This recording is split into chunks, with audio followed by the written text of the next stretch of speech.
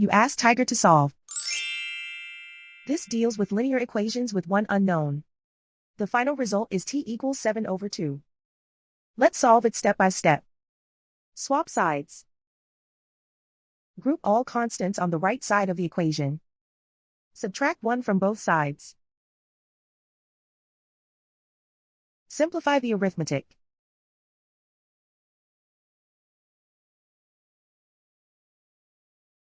Isolate the t. Multiply both sides by inverse fraction 7/6. Group like terms.